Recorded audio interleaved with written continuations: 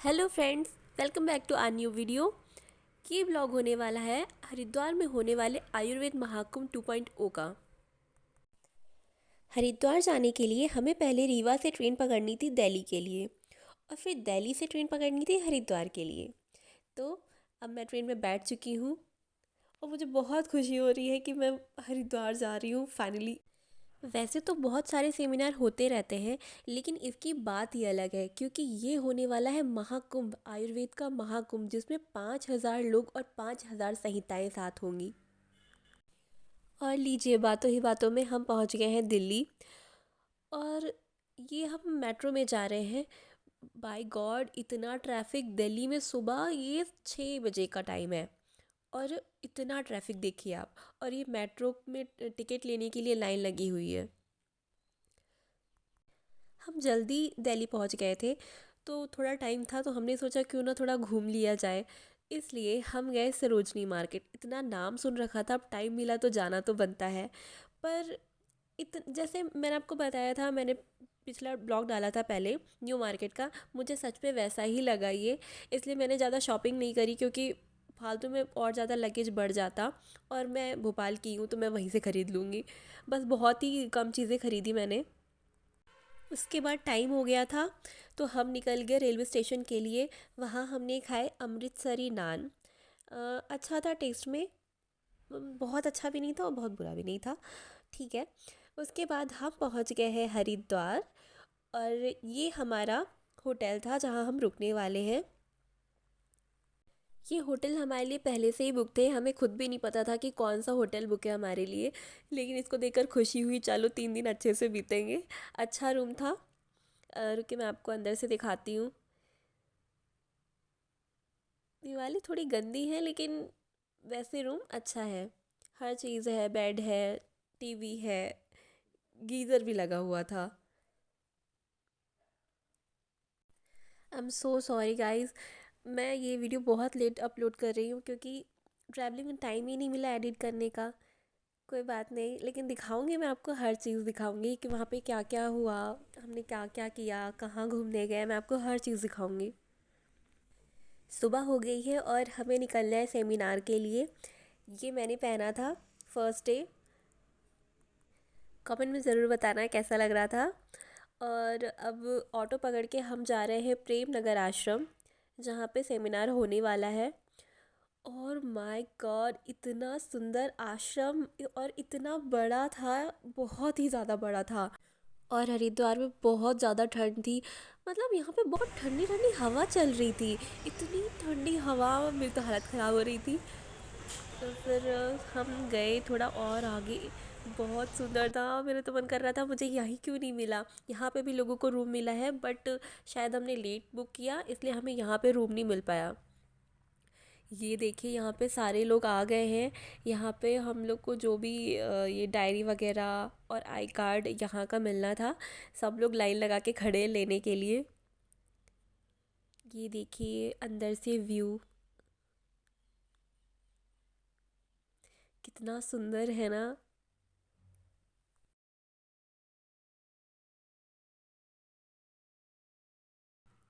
यहाँ पे हर स्टेट का अलग अलग बोर्ड लगा रखा था, जहाँ पे सब लोग लाइन लगा के खड़े हुए थे। और क्योंकि यहीं पे हमारा मतलब जो लिस्ट थी वो स्टेट वाइज रखी हुई थी, वहीं पे हमको वो सामान, ये देखिए ये लोग बैठे हुए हैं और ये हमारे सिग्नेचर कराएंगे और फिर हमें ये सब देंगे।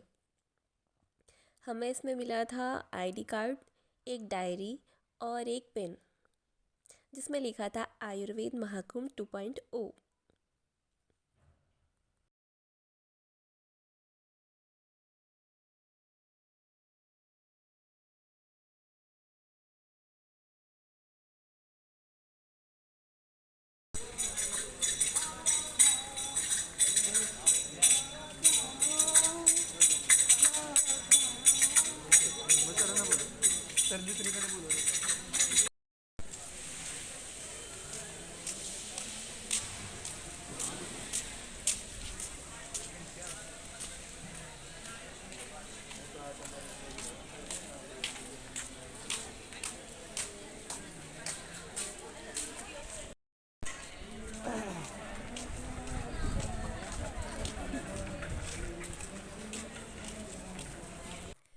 सुबह 8:30 से 9:30 ब्रेकफास्ट का इंतज़ाम था।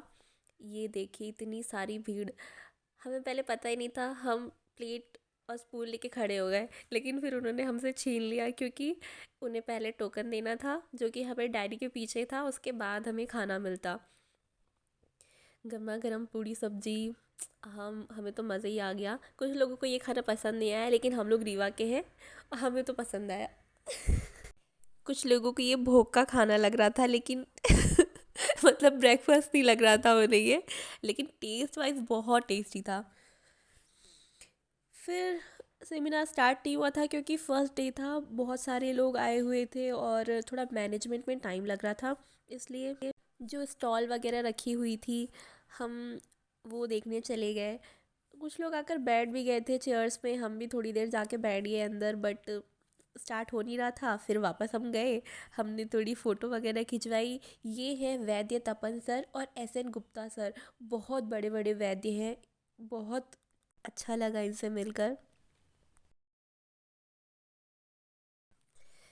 अब सब लोग आने लगे हैं, सारे वैद्य गुरु माताएं सारे सब लोग आने लग गए और अब संहिता को मंच पर स्थापित किया जाएगा।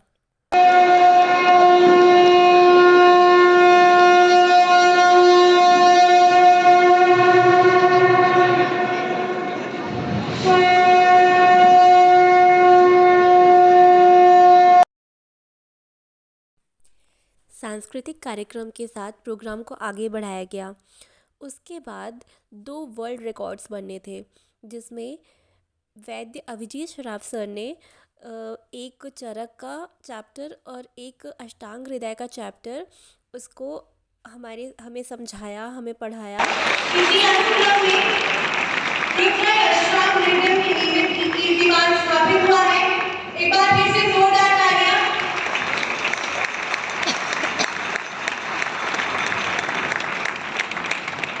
आप सभी से अनुरोध है, एक बार आप खड़े हो जाइए अपनी सीट पर और जो भी मंच पर मौजूद गुरुजन हैं और ये जो कीर्तिमान जो आप लोगों ने रचा है उसके लिए जोरदार तालियां।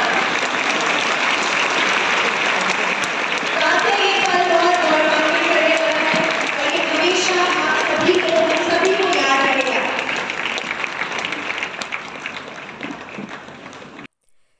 इसके बाद हमें लंच करने जाना था।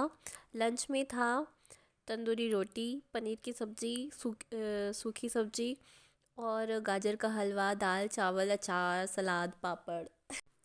सबसे बेस्ट चीज़ बताऊँ मैं आपको, जो प्रेमनगर आश्रम की थी, वो ये कि उसके पीछे ही गंगा का घाट है, जहाँ आप बैठ कर के मस्त धूप ले सकते हैं।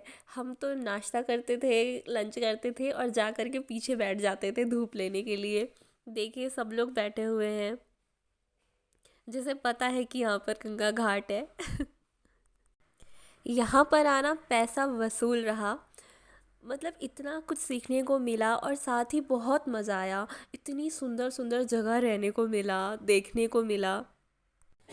लंच के बाद फिर हमारे लेक्चर्स हुए और उसके बाद होनी थी संहिता शोभा यात्रा और उसके बाद धन्वंतरी आरती गंगा घाट पे।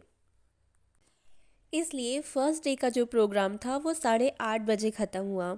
ये देखिए वो रथ जिसमें संहिता को रखकर उसकी यात्रा निकाली गई है, जिसमें आप आगे देखेंगे कि लोग कैसे झूम रहे हैं, कितना एंजॉय कर रहे हैं। सच में यहाँ पर आकर ऐसा लग रहा था कि हम कितने भाग्यशाली हैं जो हमें आयुर्वेद पढ़ने का मौका मिला, आयुर्वेद के बारे में जानने का मौका मिला। वरना कहाँ हम तो किसी और ही दुनिया में होते, लेकिन यहाँ आकर हमारी दुनिया ही अलग है, जो कि बहुत खूबसूरत है। ये देखिए लोग अपनी संहिता को अपने हाथों में उठाकर अपने सिर में रखकर किस तरह एंजॉय कर रहे हैं, कितनी खुशी हो रही है ये मनमोहक दृश्य देख करके। उसके बाद हम पहुंच गए हैं गंगा घाट में, जो कि प्रेमनगर आश्रम के पीछे ही था और यहाँ पर होनी थी धन्वंतरी आरती। और इसी के साथ आज का दिन हुआ ख़त्म। अब हम जा रहे हैं अपने होटल, थोड़ा रेस्ट करेंगे और अगले दिन फिर यहीं आएंगे।